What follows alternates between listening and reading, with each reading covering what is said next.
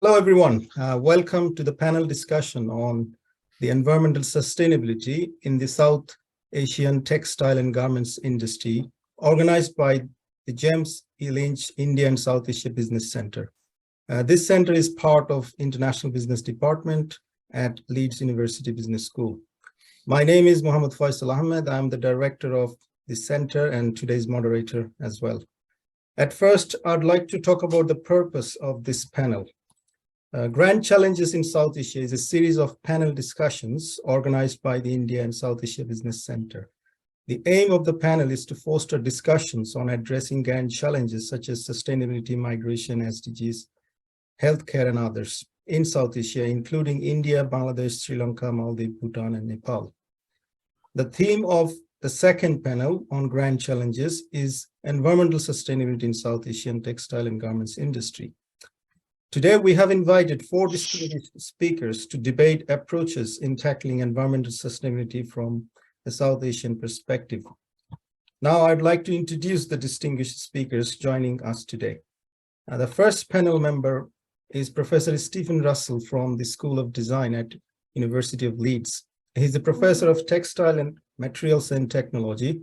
Professor Stephen is the director of Leeds Institute for Textile and Color, Director of Clothworkers Center for Textile Material Innovation for Healthcare, and Director of Future Fish Fashion Factory. There are other organizations he's in charge, but due to time shortage, I'll not be able to say everything. But we really appreciate and welcome Professor Stephen to this panel. The second panel member is Professor Sangeeta Khorana from Bournemouth University, UK.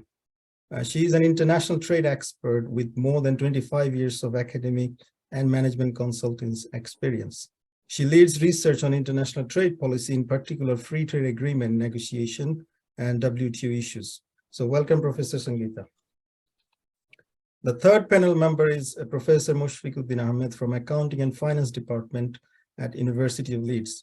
Professor Moshfique is the Director of Internationalization at the Accounting and Finance Department. Professor Moshfique's research involves corporate finance, internationalization, and financing of SMEs in emerging market. Welcome, Professor Moshfique. And finally, we have Professor Niti Bhasin. She is a professor at Department of Commerce, Delhi School of Economics, University of Delhi, India. Her research focuses on foreign direct investment, international taxation, foreign trade, and international business and emerging markets. I'd like to thank our speakers for joining the panel today, and I would also like to thank our audience for joining this panel today. Now, let me explain the format of the panel today. We'll start with short talks by each speaker, 10 minutes each, followed by a panel discussions, and finally, we'll open the floor to the audience for question and answers. In terms of audience question, you'll have 2 choices. Either you can type your questions in the meeting chat area, and the second option is you can unmute your speaker and ask the questions directly. So please let me invite our first speaker, Professor Stephen Russell, who will talk about the development of circular economy, sustainability regulation in Europe, and its effect on the South Asian textile manufacturing industry, exploring the challenges and opportunity. So Professor Stephen, please. Thank you very much, Faisal, and hello everybody. It's really nice to be here. I'm really pleased to have this opportunity to talk to you. You'll be very happy to know that I'm not going to be using any slides, so hopefully just listening to me will be good enough, but we'll see. I wanted to start off by just saying a few words about the global textile industry. Depending on the figures that you want to look at, it has the 4th highest impact on the environment and climate change of any other industry. So beyond food, housing, transport, automotive, it's a very big contributor to carbon emissions and uses a very large amount of water as well, water and land use for both making the materials that we use to turn into textiles and also for processing textiles too.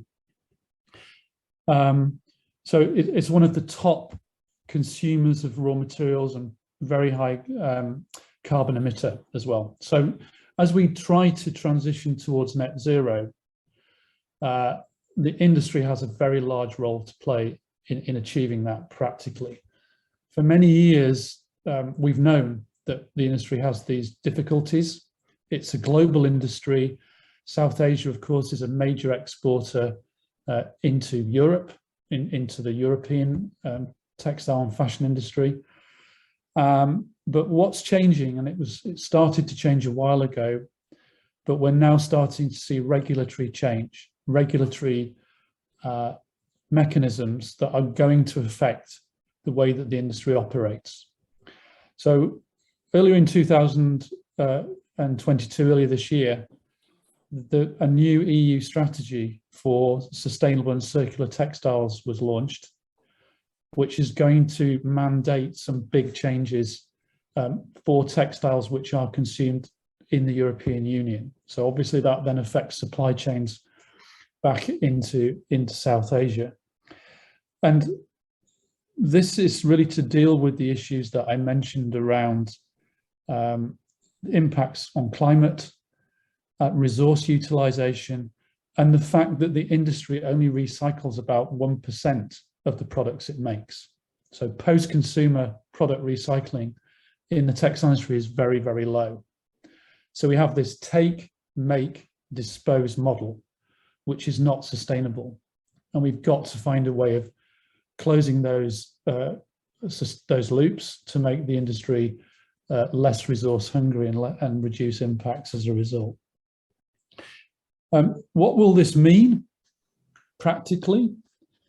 It's going to mean that we are going to see extended producer responsibility on retailers and producers of textile materials.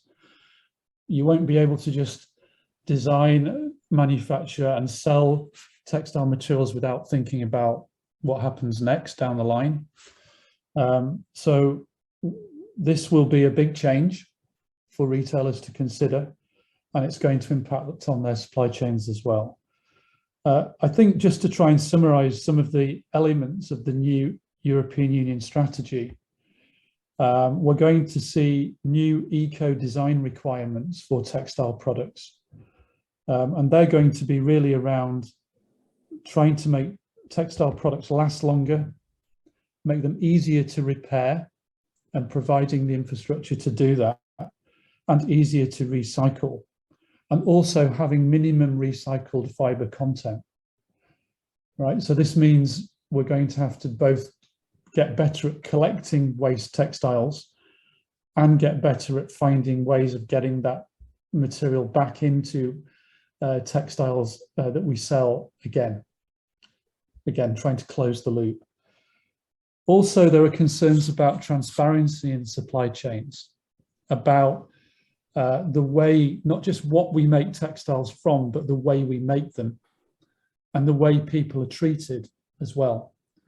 So the transparency issue is a really big concern for many retail brands, because it's difficult to know how the fibers, how the yarns, how the fabrics have passed through the supply chain, right?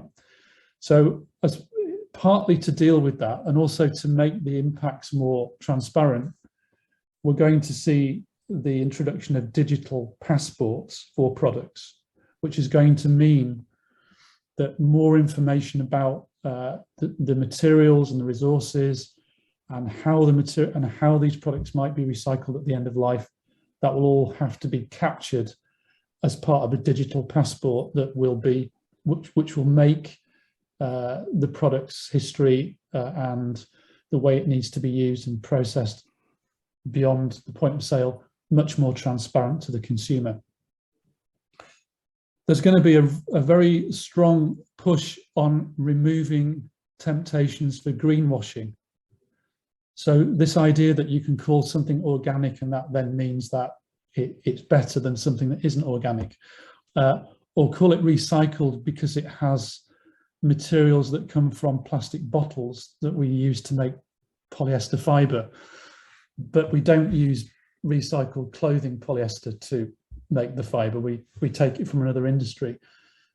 These elements, these words that we use to try to market our products loosely are going to come under greater scrutiny. So That's another thing to bear in mind. I used organic because many of you all know it requires more land and more water to grow organically as compared with using pesticides.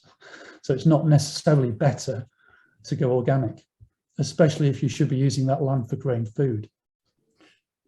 There's a major concern about fast fashion. Fast fashion, as far as the regulation is concerned, will no longer be in fashion.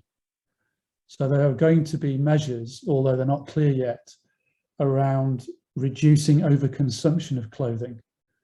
In Europe, there's roughly 500 million consumers consuming on average about 10 kilograms of textiles and clothing, fashion and footwear every year. So that's roughly, if you do the maths, 5 million tons of textile waste being produced, only a fraction of which is captured. So the business of over-consuming is a major challenge for an industry driven by retail. I mentioned extended producer responsibility as the mechanism to enforce all of these changes. And just a few other things that are probably worth being aware of are the restriction on the export of textile waste from Europe. So the idea that we can export the problem to be dealt with somewhere else is, and we find huge piles of textile waste building up in the Atacama Desert or wherever else, that is also considered to be a target for the regulation to stop that from happening, which means there'll be more recycling in the countries where the consumption takes place. That's the aspiration anyway, but the infrastructure will need to catch up. And I think finally, the idea of the new regulation is to incentivize the ambition to operationalize circular economies. So not only do we find better ways of recycling technically, but we have some imagination around the business models for consuming textiles. So for example, rather than consumers buying textile products, can consumers lease textile products? So just as in some parts of the world, nobody buys a new car or they lease a new car. You know, so there are various other mechanisms of consumption that mean that there's potential to control how much material we're consuming and selling. So the business models around circular economies are another very active area of activity.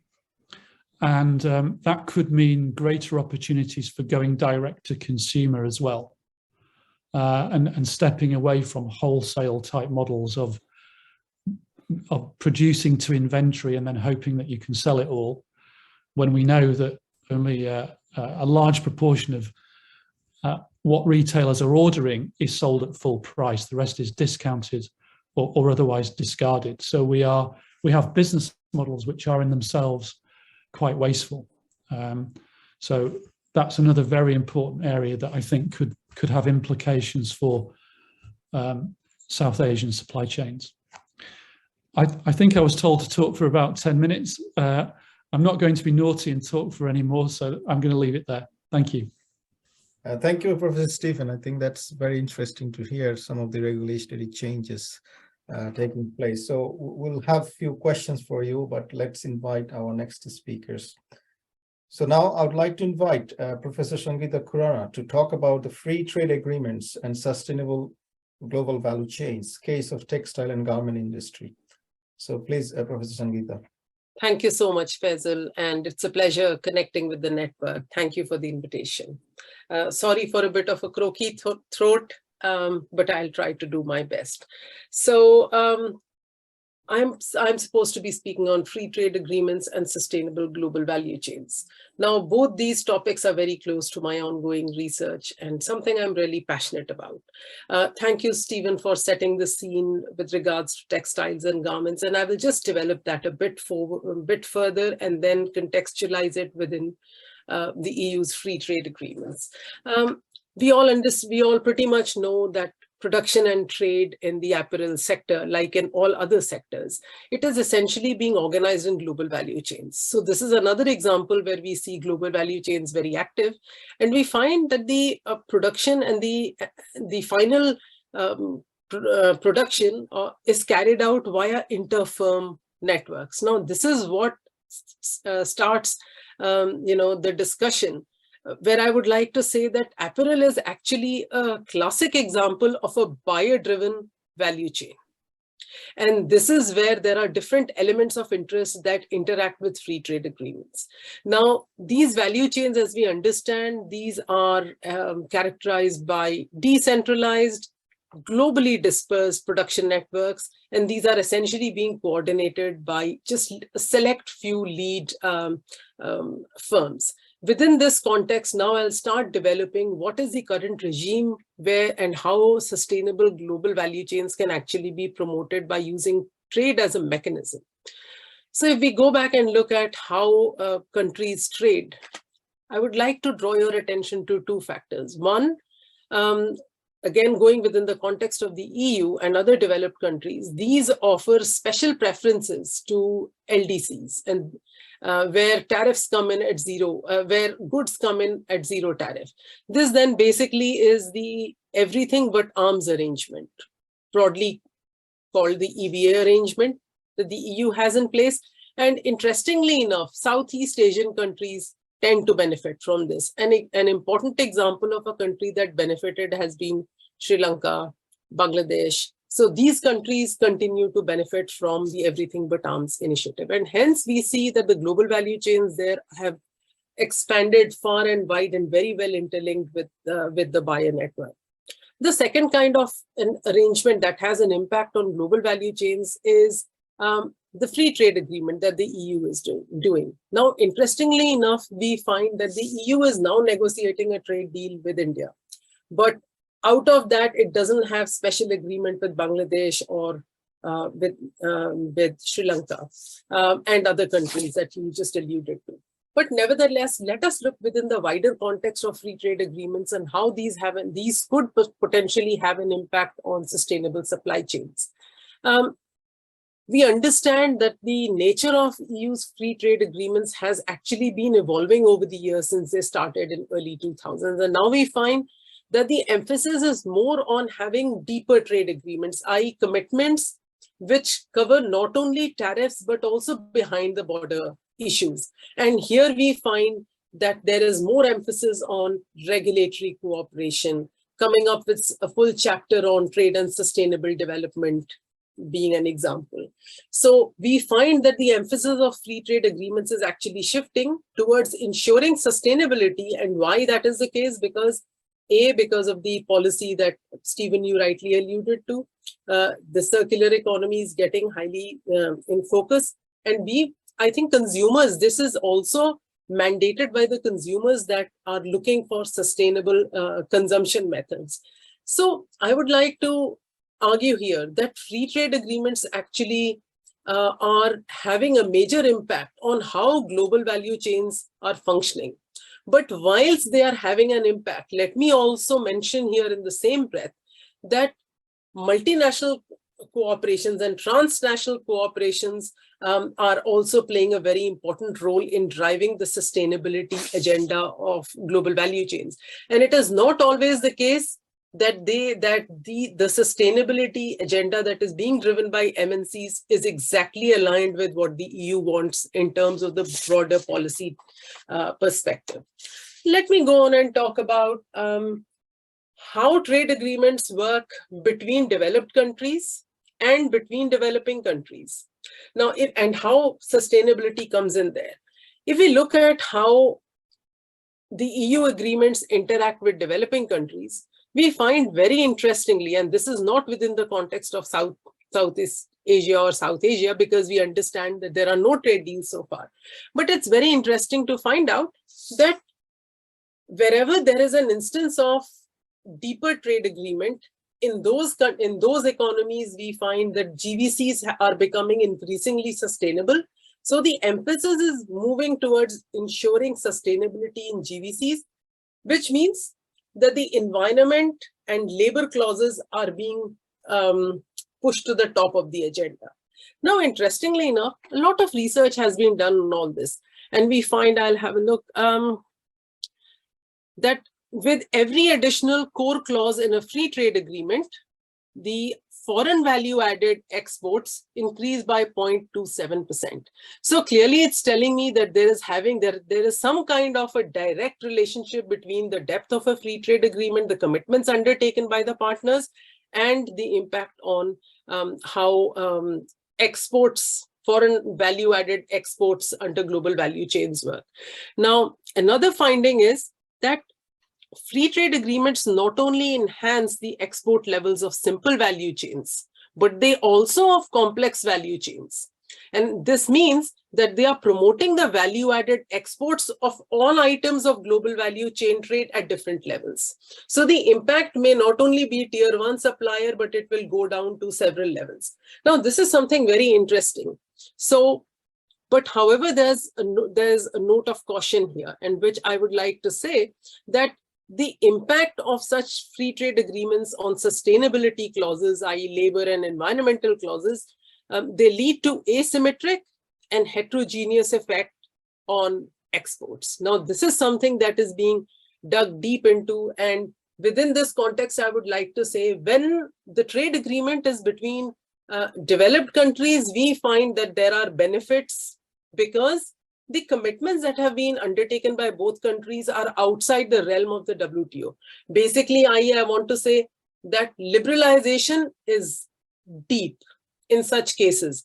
However, if the trade agreement, the research shows, if the trade agreement has clauses on with a sustainable chapter between developing countries, the focus is not as much on labor and sustainability and environmental clauses as it is in the case of the developed countries.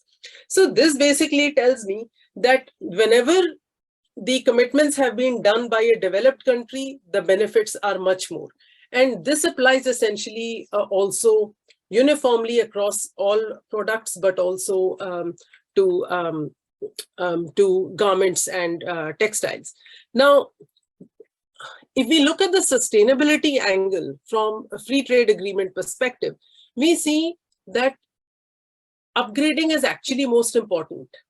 And it is important to remember that upgrading is not only happening within the social, but economic, but also within the product domain. So upgrading is actually happening at different levels.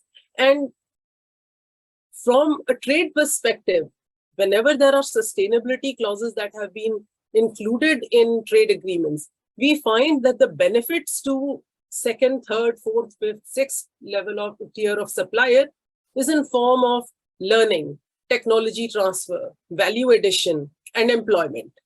Yeah, so the benefits are there. And I think the emphasis on analyzing the environmental and the sustainability impact of these trade agreements has been prioritized, especially by the 2013 Rana Plaza event, because that actually exposed the working conditions in the textile and apparel industry. And it is for the first time that we see that countries recognize the importance of including commitments, especially on labor conditions, especially on environment. So I think this is a bit of a time bomb that exploded, which actually prioritized the EU to look at the labor laws in a country. Now, we all know that the EU uses its free trade policy as a mechanism to enhance its global footprint. We all understand that. It's so basically the EU's pivotal role in international trade relation focuses on developing an emerging blueprint using its free trade agreements. That's how I look at it.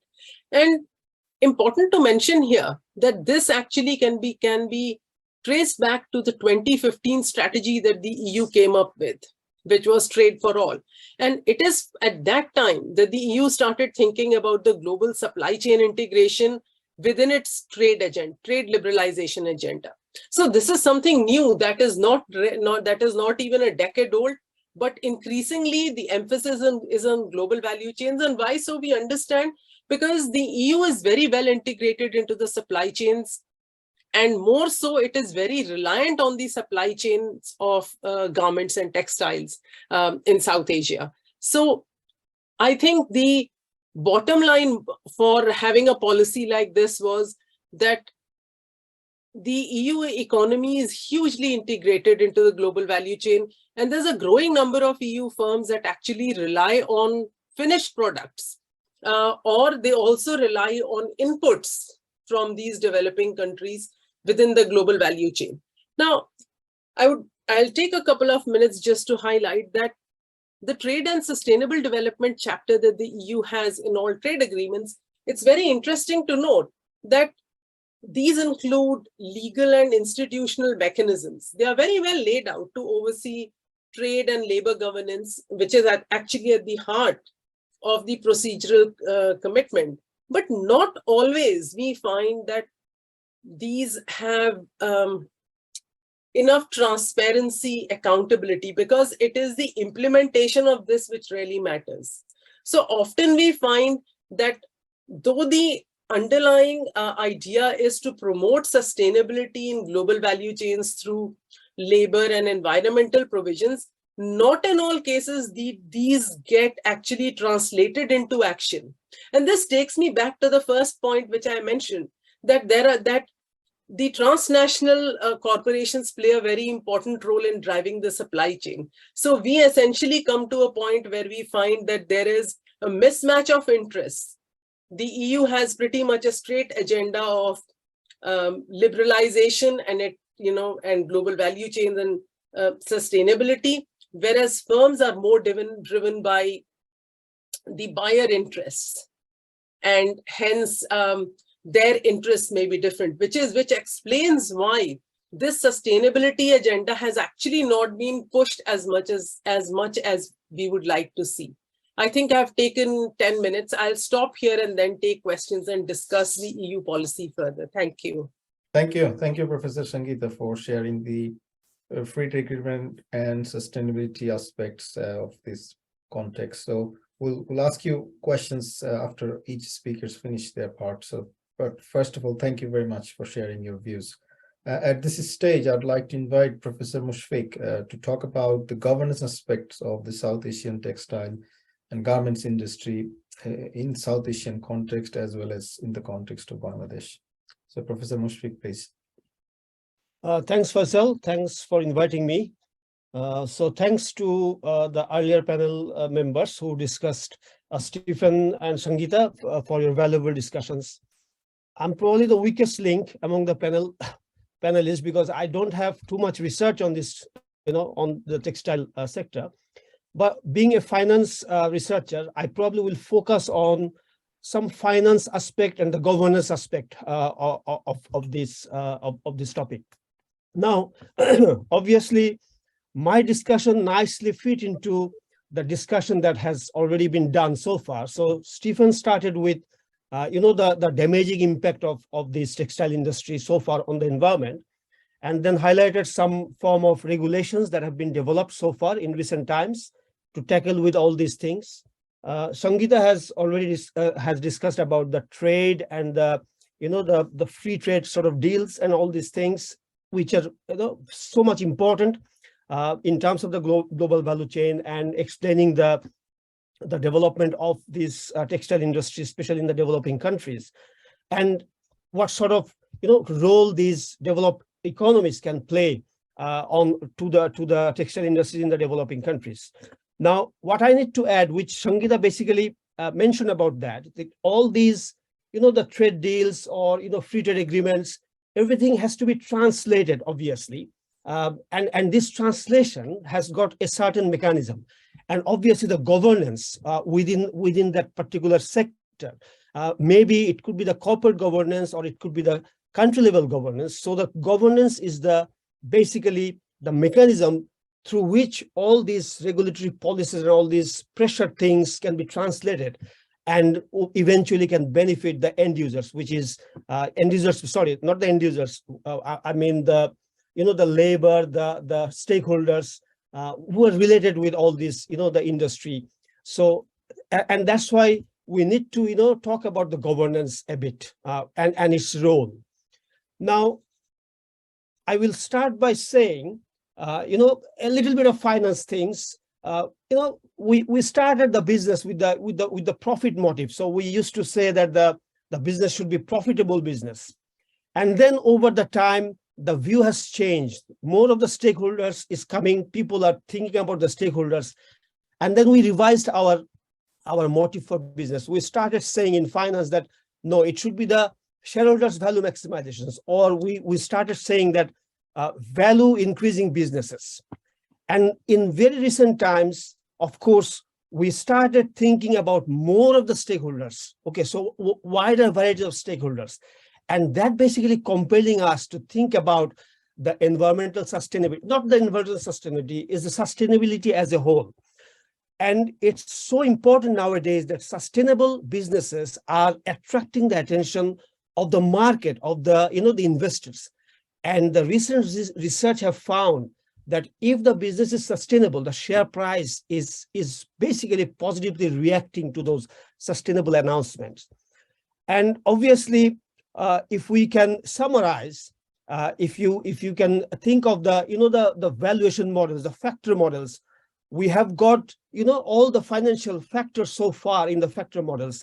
Now, hopefully, this is the time that we can include these sustainable factors into the overall factor models so that we can value the farms in a more precise and accurate way. So what I'm trying to say that these sustainable issues are becoming more and more important and affecting the value of the businesses. Now, obviously, the sustainability means, doing the things in such a way that probably will, enhance the, interest of all the stakeholders, including the people and the environment and the economic health of the farms. So, and therefore we can say that when we are talking about the sustainable business, we are talking about the health of the, economic health or financial health of the farm. We are talking about the environmental issues related to the business activities, and we talk about the social implications of doing businesses. And of course, we have to maintain a parity among all these issues. Now, how to address this sustainability? Obviously, one issue that Stephen has mentioned is the circular economy. That is one way that we can handle these sustainability issues, of course. But certainly, that requires obviously huge amount of investments in terms of the research and obviously the other sort of peripheral sort of materials that we need to accumulate to maintain the circular economy. Often the developing countries, especially like Bangladesh, they may not have this huge amount of sort of investments. So from that context, obviously the buyers from the West, they should come forward and makes provisions for the investment, and obviously that can enhance the circular economy concept. The other one is obviously very important one is the governance, of course. Now, the governance obviously is so important, and that, as I said to you already, that it certainly helps to translate all these regulatory issues so that it benefits the varieties of stakeholders. Now, we have got several sort of forms of governance. At the very beginning, we talk about the private governance, okay, private level governance, where the farm itself involved, into the governance process. And obviously the corporate board is one of the integral part of the private level governance. And we have got, very strong research evidence that the corporate board can eventually set out the policies in such a way that can support the sustainability issue of the farm, especially the environmental sustainability. So they can manipulate, they can design, they can develop, and they can monitor all those sustainability issues, sustainability policies.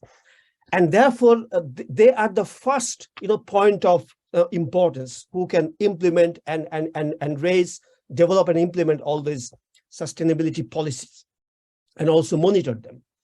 Now, in case of the Bangladesh, so if we specifically talk about developing country or Bangladesh, in there, most of the textile farms, they are managed, or the boards are managed by the family. So these are family-oriented boards. Now, the problem with the family-oriented boards is obviously sometimes they are a bit biased and may not be sufficiently concerned about the interest of the other stakeholders. And therefore, international buyers, they can help, or the government can take initiatives to reconstruct or restructure these the family-oriented boards, so that they can take more of the outsiders, independent directors, and who will be looking after the interest of the wider stakeholders. Another thing that we can think about is the local funders. Of course, the pressure can go from the external sort of funders, but within the country, the garments industries, they are partly dependent on the capital market to get their funds, partly dependent on the bank loans, which is the traditional form of financing. And of course, these lenders can put some pressure on those farms or on the board in the way that if they don't comply with the sustainability issues, in that case, obviously the cost of fund can, they can raise the cost of fund for those borrowers, or they can say simply that, okay, we are not going to lend you people if you don't comply with these regulations, or if you don't, look after the sustainability issue at all. So that can be another way that we can promote the sustainability issue within the apparel sector of Bangladesh. The other thing is, which is also very important, the negotiation between the buyers and the suppliers, and there obviously for each of the trade deals there is a negotiation. And in case of the Bangladesh, from the supplier side, very few renowned bigger sort of suppliers, they take part into those, and then they outsource those productions to the smaller companies. Now, maybe the international sort of buyers, they are putting some pressures, but those pressures are primarily going to the first, the people who are they are negotiating with.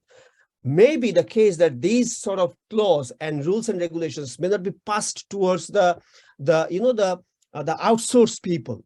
So I think that in these cases, the international buyers, they should think about these issues, and they should make it clear that if the suppliers do some sort of outsourcing, so these sort of clauses, environmental issues, sustainability issues, it has to be properly communicated to the outsourced sort of suppliers, so that they also comply all those regulations. So these are some of the sort of private level governance issues which the Bangladesh textile industry can adopt to make things better.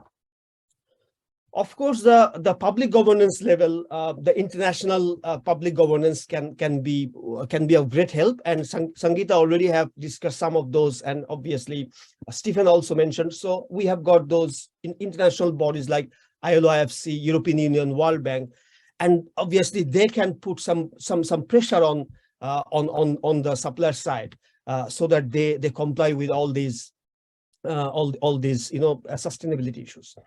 Now, in case of the national level, obviously the local institutions, they are in the forefront, and obviously the government's role is very, very important. They should develop the legislation, they should develop the policies, depending on the circumstances within the economy. They should develop all these the policies, and of course they should implement those policies. They should monitor those, and obviously there should be a very strong legal institutions, so that they can take legal actions if there is any non-compliance.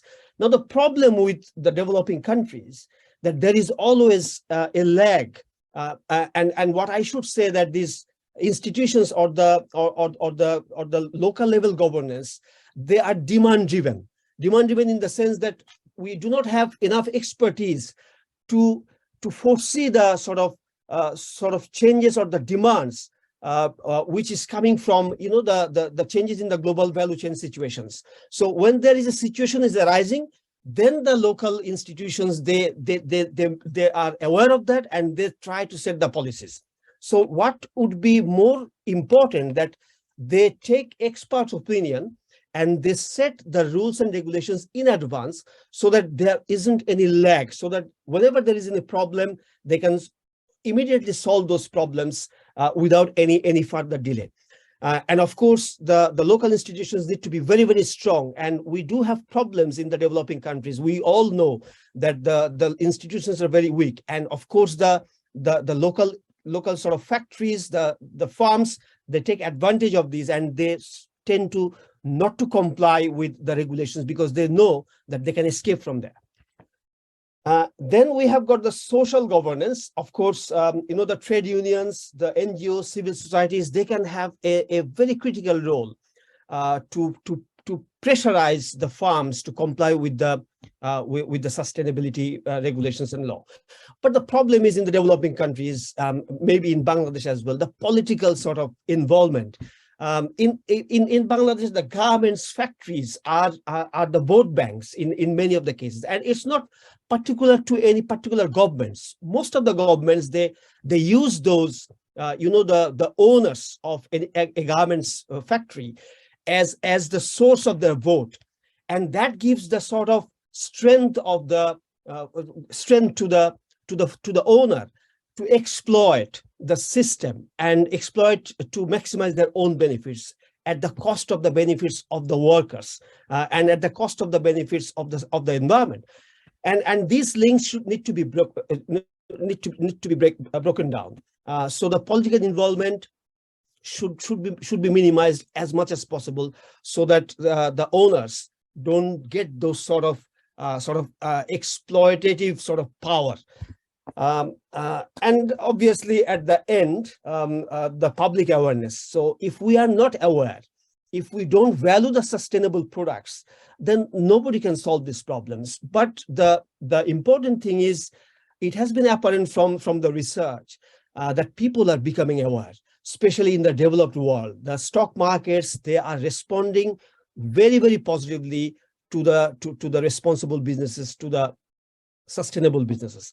These awareness should be translated to the developing world, so that the stock market, the investors in those countries, they also react in a positive way to any announcement of the green investment or the sustainable investment. And hopefully that probably will solve some of the problems. Thank you all. Thanks. Thank you, Professor Moshfique.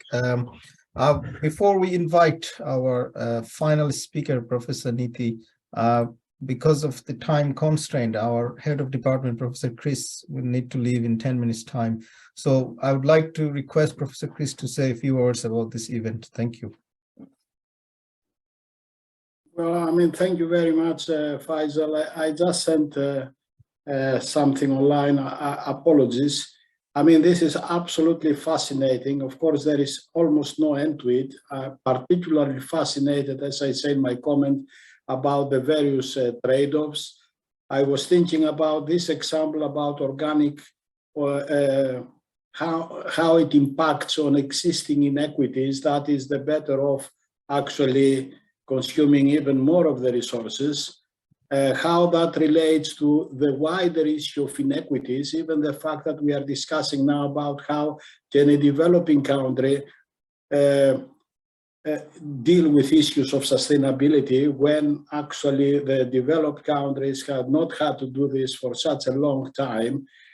More important than this, in one sense, the issue of related market power that had been acquired all of this period, and the regulatory capture that makes policies very, very difficult. It remains the case, for example, that subsidies to fossil fuels are higher than subsidies to green energy.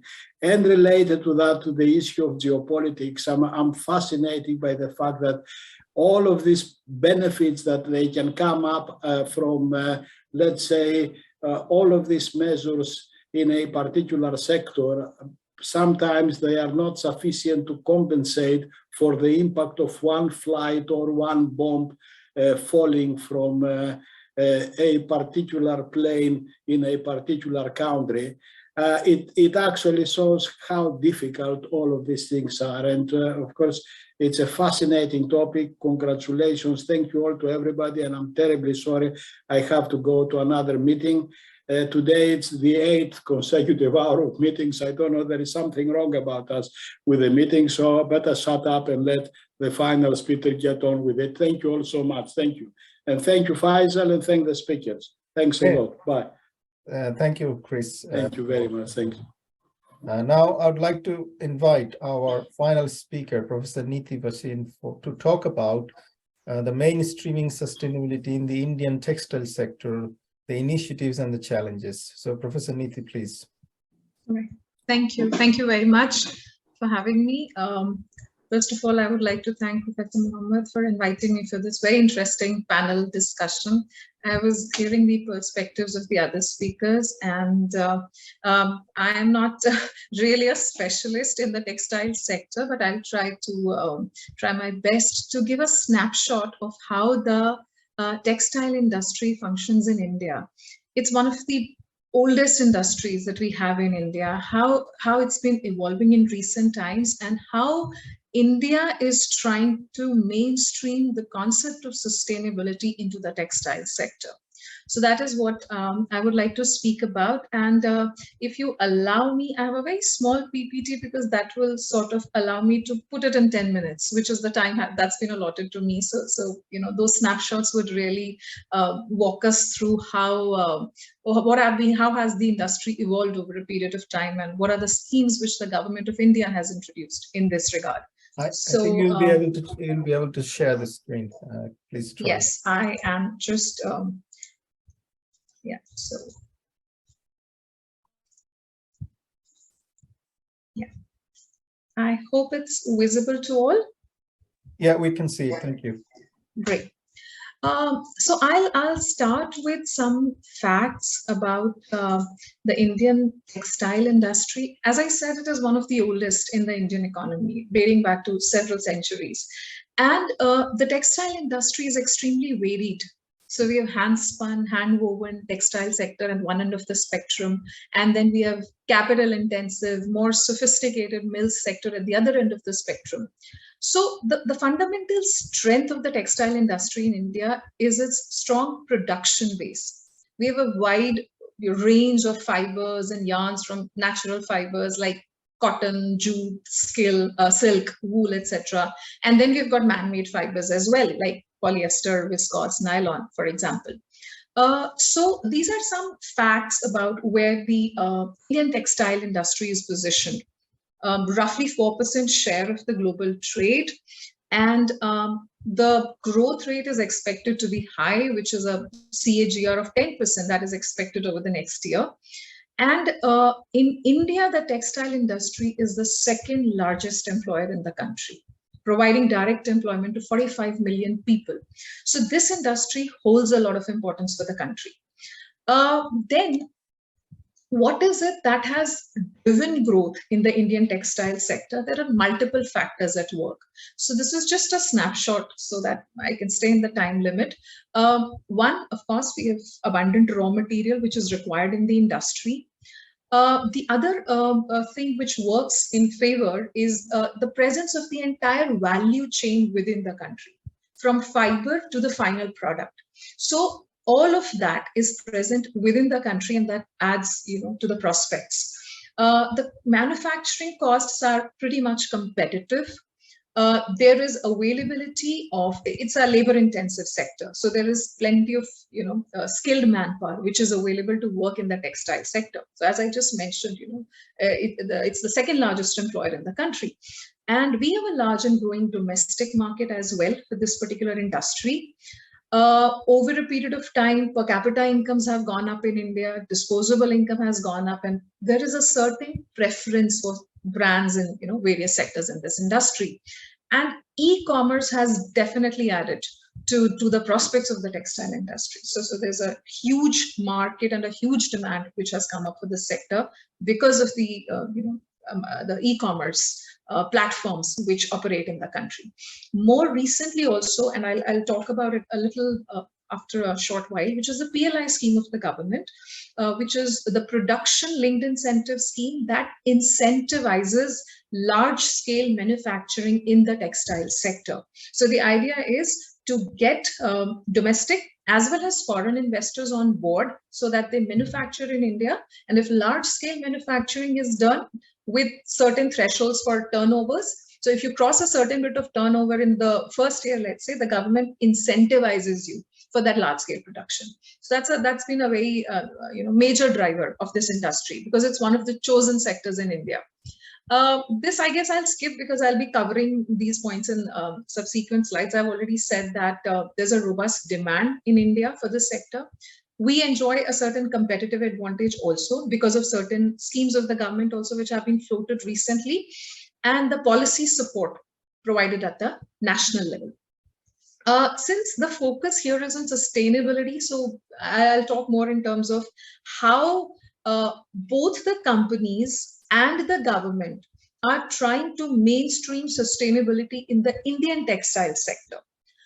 So I'll start with some government initiatives, some of them which are dealing with sustainability in particular, and then there are some which is more about making textiles a more attractive market while also ensuring sustainability.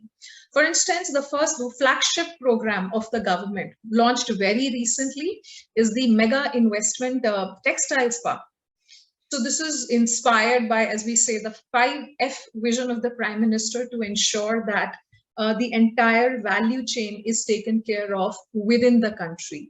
So the 5Fs refer to, farm to fiber to factory to fashion and to the final product, to foreign, actually to invite investors to manufacture in the country. So the Mitra scheme is one of our flagship programs. To also, this program also deals with, building world-class infrastructure for the textile sector, so that it's not just the domestic investors which are involved, but foreign investors who can also come and invest in India under this scheme. And the government intends to make 7 such textile parks over 3 years. That's the present objective of the government. Then, as I mentioned, the PLI scheme of the government. So the production linked incentive scheme is again a very significant step by the government of India for certain chosen sectors of the economy, which we call as the champion sectors of the economy. And textile sector is one of the champion sectors which have been selected by the government to be promoted under this scheme. I think we have our speaker back. Professor Niti is with us. So if you could please finish your part. No, that's okay. I mean, if we are running short of time, I would probably take up questions, related to sustainability in India. I think we can go. There was some issue with my network, so I just sort of got disconnected. No problem. That's fine. That's fine. I think we'll carry on with our questions, and then I will open the question and answer session for the audience. At this stage, may I go back to our first speaker, Professor Stephen? You talked about the circular economy and sustainability regulation, and also talked about that the textile itself need to be improved, should be eco-designed and last longer. But I was checking that the percentage of man-made textile that's used in fast fashion is significantly higher than the natural fiber. To what extent do you think this natural fiber or the substitute of man-made is commercially viable for countries like South Asian countries, that they will be able to actually implement and use this in the textile, because they might be concerned about the cost? So if you can give us a little bit more idea, please. Yeah, of course. I think roughly at the moment, if you take clothing, it's about 70, it's kind of 60–70% coming from man-made fiber, and a lot of that, most of that is fossil fuel-based material, polyester in particular, and significant amount of cotton still used. We need to be very careful, though, about thinking in very basic terms. Like, what I mean by that is saying, well, man-made fiber bad, natural fiber good. Right. Now, let me give you a good reason why we need to be very careful about thinking about that in such simple terms. When our energy, when our heating, when all of the sort of energy that we're using for manufacturing is being produced by burning fossil fuel, when you do the life cycle analysis, we're using a lot of fossil fuel based material, resources, sorry, in order to process natural fiber, just as we are if we're taking oil from the ground and converting it into polyester. So you have to be very, very careful about setting it up as a sort of binary comparison, because it's much more complicated than that.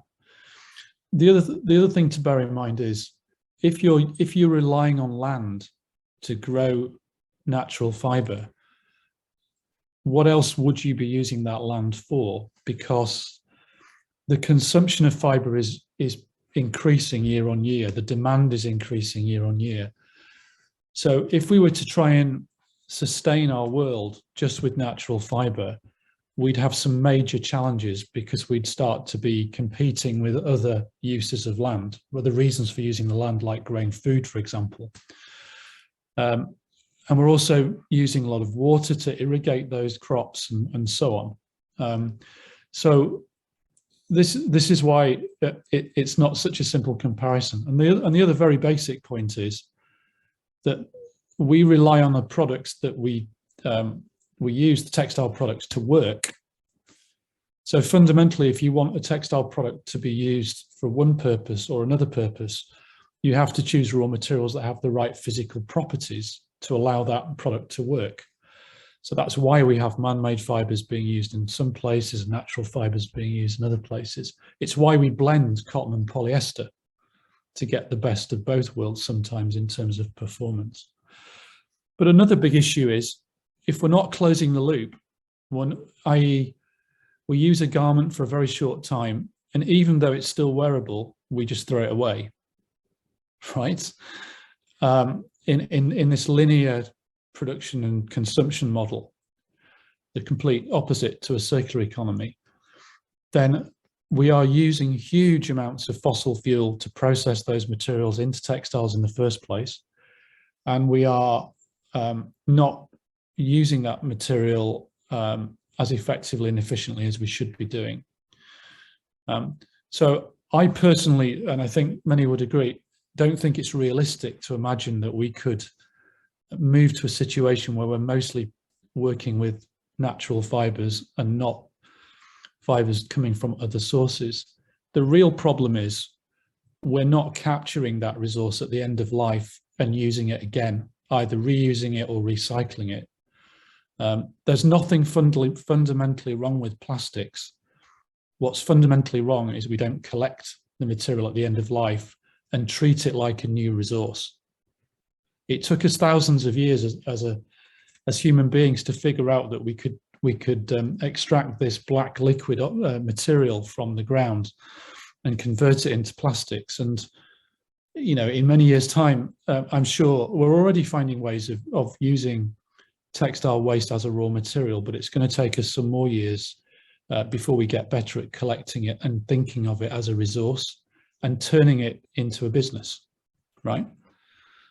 But the fundamental idea that natural fiber is by definition better, it is quite misleading, and would be there would be some major challenges to overcome if we were to make the land needed for that to happen available, because it would have huge impacts elsewhere.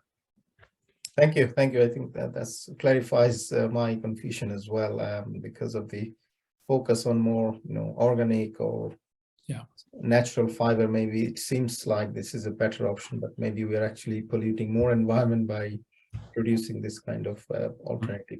So thank you, Professor Stephen, for clarifying this issue. I would like to ask my second question to Professor Sangeeta, please.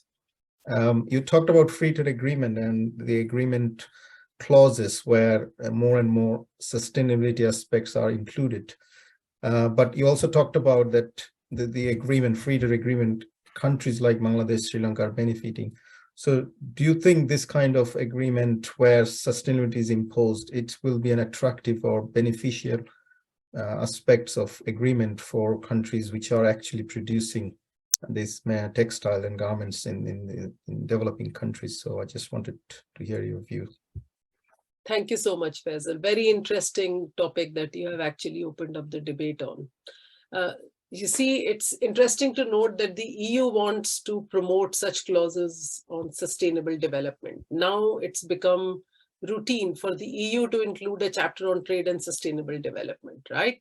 But the problem lies with the other parties, especially developing economies. They are not very willing to include and make commitments on such chapters because it requires commitments on labor working conditions, the number of hours. And I'll give you a small example from India. India has been very insistent that it would not include a trade and sustainable development chapter with the EU when in the first round of negotiations which were stalled, right? The problem was India's argument was that this aspect is a national issue. We already abide with the International Labour Organization regulations. So how can the EU come and impose a bilateral clause on labor standards or say, for example, environmental standards? So the problem is not on part of the EU, and there is, I personally think there is lack of willingness on part of developing economies, emerging economies and LDCs to sign up to such clauses. I understand for LDCs, the problem is lack of capacity. And the EU then prioritizes projects which build the technical capacity of LDC exporters. But as one of the speakers spoke about institutions. Basically, the institutional quality is not very strong in these economies to be able to undertake such commitments. I hope that answers your question. Yeah, thank you very much. So my next question is to Professor Moshfique. You talked about the family-oriented board and including more members from outside, but to what extent do you think this is practically possible, given that the interest of the family board would be to protect the board and their interest, but to what extent do you think emerging markets like Bangladesh will be more willing or open to this kind of governance structure? You are in mute, sorry, Professor Moshfique. Thanks, Faisal. This is very important question. It's very much possible, of course. We are not talking about replacing the whole of the family members from the board. What we are saying, or not we are saying, what the research is saying is if there are some non-executive directors who, and if they represent 50% of the board, then there could be a balance of power, and that balance of power can eventually make a positive contribution to the decision making, which probably will serve the interest of the stakeholders. So and that is fairly possible. So and it's just needs some sort of legislation and of course some sort of monitoring from the body, especially from the Security Exchange Commission, Bangladesh Security Exchange Commission. So and it's very possible. Yeah. Okay, thank you. My next question is Professor Niti, please. You talked about the mega investment textile parks and the investments from the government. But in your view, do you think it's the responsibility of the government, or is it the producers, or do you think it's the buyers from UK and European Union that they should share part of the finance or support the initiatives taken in developing countries? So I just wanted to hear your views, please. Yeah, so I sort of couldn't complete what I was saying at that time. So of course, the government has launched its own set of initiatives. At the industry level also, a lot of things are happening in terms of introducing sustainability. Like there are companies which are, prominent players which are going for regenerative organic farming, ensuring circularity, ensuring what they call as zero liquid discharge, and using modern biotechnological methods to evolve materials which are sustainable. So it's a very concerted effort which is happening in terms of mainstreaming sustainability into the textile industry. As far as the financing part goes, the government is doing its bit. As Sangeeta also mentioned, there's always this tussle which goes on because not generally for certain methods of sustainability which need to be introduced, the cost of production goes up, and that sort of dents the competitiveness of the sector or of the industry in that, in the textile sector. So for example, one of the advantages for India is that we are competitive in terms of cost because, certain methods being followed. So I'm not too sure about the kind of clauses which the EU has for sustainability, as she was mentioning, but it's quite likely that some methods which are inserted or which are included in those clauses could lead to higher costs of production. So yes, there is a need if the developed countries would like that to be implemented in developing countries, there is a need to have mutual efforts in financing that also. So unilaterally on its part, I can't talk about the other developing countries, but for India, the government is doing its bit along with prominent players in the industry as well. And also one thing which I couldn't mention because I got disconnected was that India, if I look at the road ahead for India, it can emerge, sustainable fashion can emerge as India's competitive advantage. It's quite likely because apart from policy measures, there are certain things which look pretty promising, like consumers here. This is something which has more to do with social dynamics. So consumers, for example, they are loving the eco-friendly fashion vibe, and it's becoming a favorite with a lot of people. There are environmentalists and social workers who are doing their bit in making people aware of the damaging aspects of the kind of fast fashion on the environment. So I guess, yes, there is a scope for India to have its competitive advantage in sustainable fashion. And as far as exporting to the developed world is concerned or bilateral agreements are concerned, it will definitely be a good idea if there is more mutual, effort that goes into it. Yeah. Okay, thank you. Thank you. So I'd like to thank all of our speakers. At this stage, I would like to open the floor for questions from the audience. But if you want to speak and ask the question directly, please raise your hand and I will give you the chance to ask questions. So I will just check if there is anybody who wants to ask questions directly, and then I'll move on to the questions that's already in the meeting chat. So, and I will read and I'll ask our panel members to answer those questions. So is there anybody who wants to ask a question? If you could raise your hand. Just checking if there is anybody particularly interested to ask direct questions. Okay, if you want, please raise your hand and I will start reading the questions that I have in the meeting chat at this stage. So the first question is to Professor Stephen Russell. Do you have any sustainable textile code of conduct or regulation which can adopt developing countries for sustainable economy or sustainable economy by waste management? So I think it's talking about any specific regulations. So if you could. Yeah, I think probably the most informative document is the new EU strategy on sustainable and circular textiles, because what that outlines is it does mandate a few changes by a certain date. So by 2025 in Europe, every EU country needs to have a collection system for waste textiles in order to stop them being landfilled or incinerated. And then there are further measures beyond that, as I've alluded to earlier on. So I think what I can also tell you is that, of course, a lot of the big retailers in Europe, they are not making clothing or textiles themselves, they're retailing them. They rely on the supply chain to allow them to meet both the corporate objectives of the business, but also increasingly, as I've mentioned, the regulatory requirements that are coming down the line.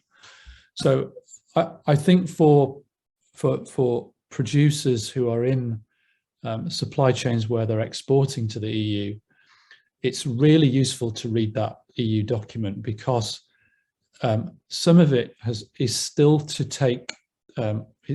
be fully defined, but the direction of travel and the elements that will need to be part of a sustainable way of operating is made very, very clear. And I think there's a competitive advantage for South Asian businesses that are aligned with this strategy, because it will make transactions and negotiations and potential business opportunities much more significant, and provide opportunities that wouldn't otherwise be there, because this is going to be quite influential in decision making.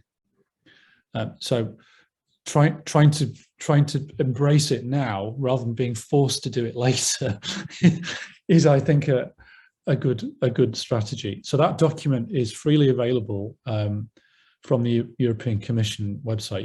You can have a look at it. Okay. And I think most businesses in textiles would recognise what it is they need to be doing.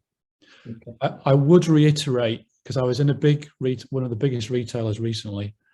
They are also auditing their supply chains to try and be clear about how near they are to meeting these aspirational targets that I talked about.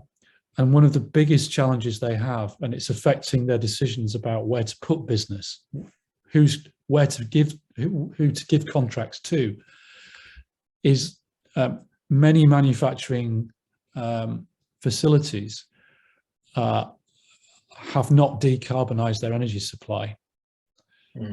So some companies are investing in their own solar panel, their own solar energy, their own local energy generation, as a way of circumventing the fact that the municipal supplies are running off fossil fuels. And so when retailers are looking at their supply chains and looking at how they can reduce their overall carbon impacts, companies that are generating their own sustainable energy are at a big advantage. So that's something else that's worth mentioning. Thank you. Thank you. I think the proactive strategy rather than reactive strategy would be good for the company. So we got one person wants to ask. Padmi, do you want to ask your question? Padmi, you can unmute yourself. Yes. And yeah. Oh, thank you, Faisal. It's just that originally coming from Sri Lanka, so I know how important this is. Because for GDP also is contributing so much from the apparel industry.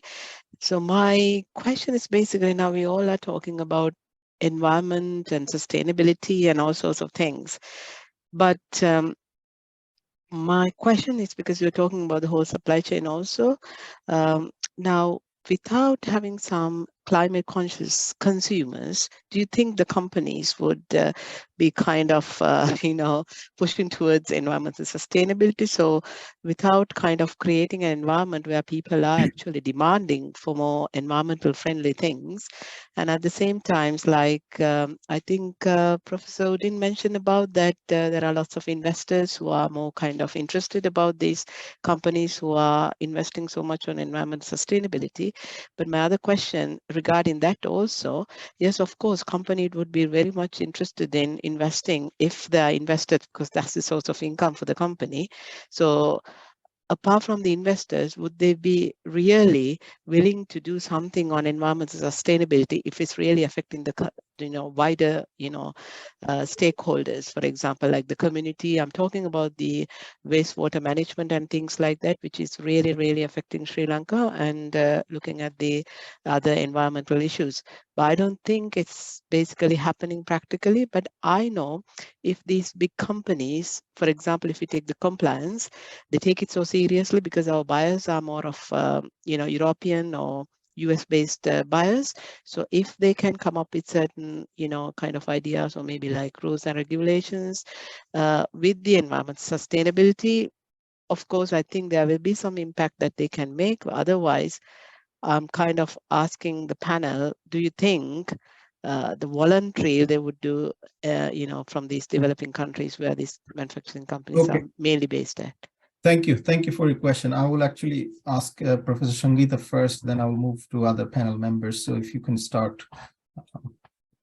Thank you so much, Faisal. I completely agree with what Padmi has said. We are at crossroads, and this is a dilemma we have, where developing economies and LDCs are unable to upscale, to upgrade their the value chains, but also to be able to make these value chains sustainable. But at the other end of the spectrum, we know that global value chains are primarily being driven by buyers. So we know it's a buyer-driven value chain. Now, this is where we have to start thinking of how the buyers can actually bring in the element of sustainability into value chains. And this is happening very much in current day time, Padmi, where we find that buyers actually go with a list of all requirements that the suppliers have to meet. And in doing so, there are companies like M&S, there are companies like John Lewis, big ones. They are actually working with suppliers back in India. I do work on India, so I understand how it works in India, though not sure about Sri Lanka. But in India, there's a particular emphasis where I see that John Lewis works directly with suppliers to ensure that they are able to meet the sustainability requirements.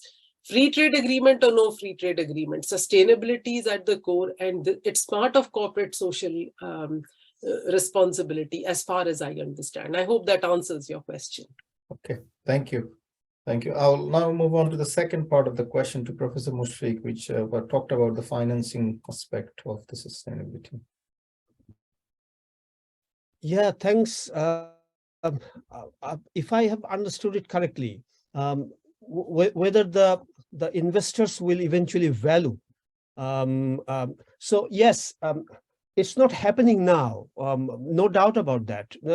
After this panel discussion session, I probably will go to a supermarket, will do some shopping, and then we'll use the polythene bags. No alternative is there. So we are doing it every day.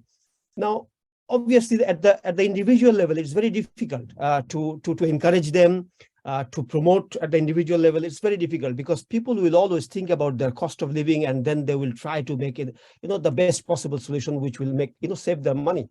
So therefore, the pressure should, or the pressure should come from the market. How that comes from the market?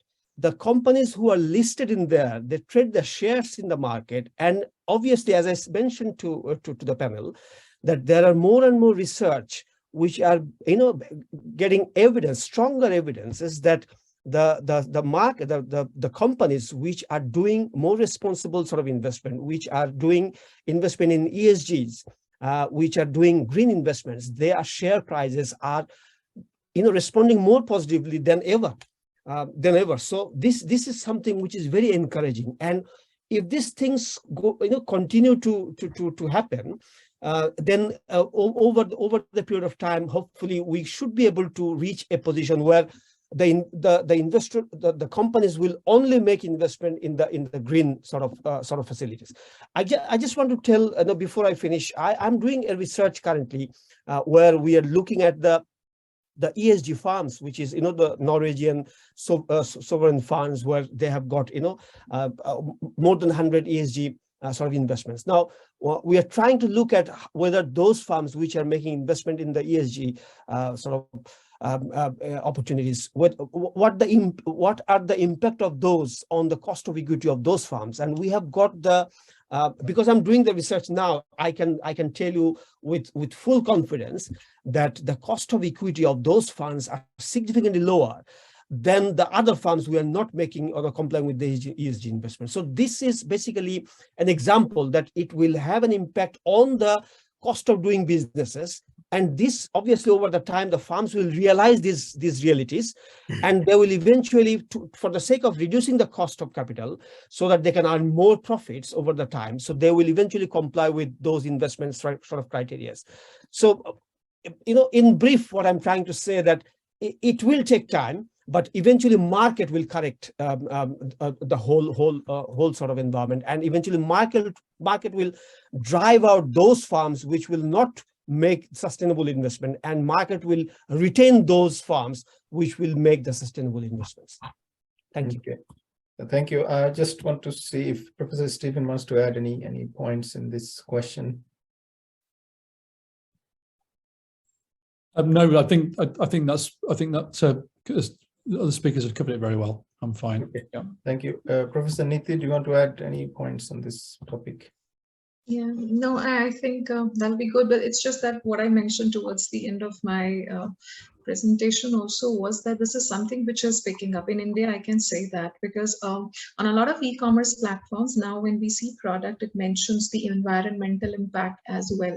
This is not particularly the textile industry, but a general aware. Although I cannot say it for consumers across the board, but there have been surveys which have been done in India which tell us, particularly post-COVID, and the health and safety concerns of people. So there is some movement towards knowing the environmental impact of your actions. Still not very widespread, but it's picking up. And there are surveys which sometimes tell us that 86% of the consumers want to buy sustainable products, and they want to know what is the environmental impact of the things that they are buying. More awareness obviously needs to be created, and the sustainability is something which is also now being introduced at elementary levels in the education system of the country also. So the movement has started, and I think companies will respond to it.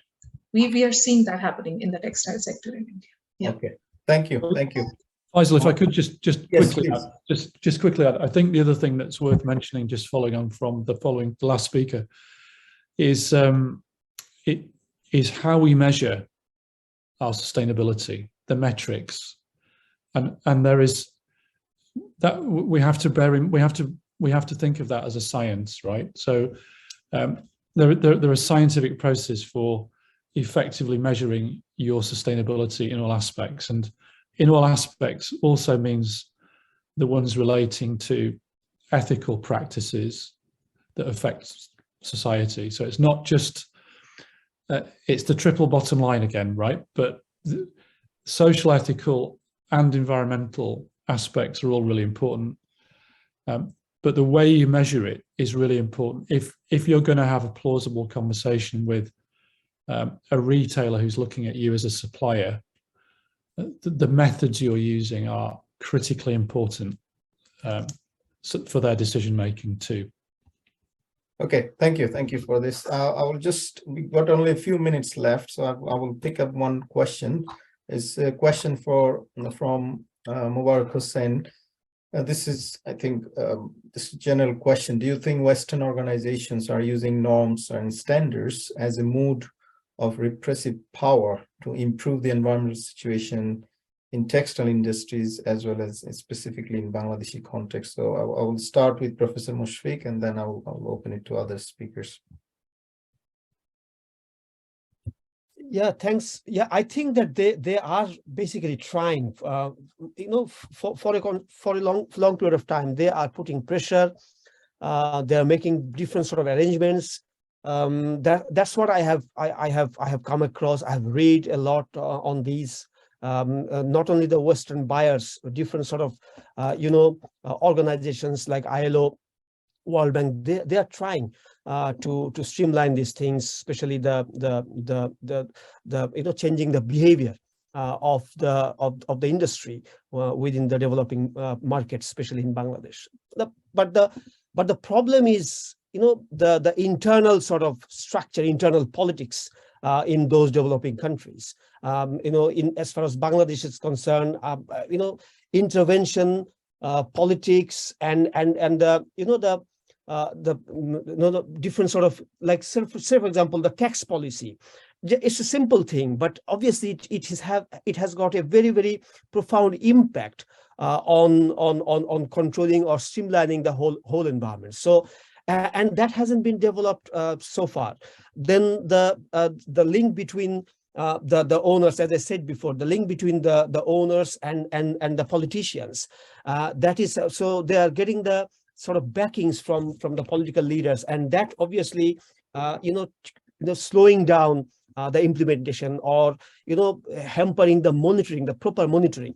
So what I'm trying to say is, yes, West is doing. I can't comment on to what extent they're doing, but what I can say is they're doing something, they're trying to do, but it's down to the individual country, their government, their stakeholders, how they will perceive them, how they will take those suggestions, those rules, and how they will implement them. That is the important thing. And if they're serious about this, then certainly there should be a big change, or the material change in the future. I hope that I have answered the questions. Okay. Thank you. Professor Niti, do you want to add any point on this, please? Yeah, no, I guess, it has already been mentioned by Professor Moshfique, and I was referring to it earlier also, that yes, I mean, these are a kind of administrative barriers, as we say, which we have already witnessed in the past as well. So they are trade barriers, SPS, TBT as we call them, and so this is also making products sustainable. Until it it remains competitive for the developing countries.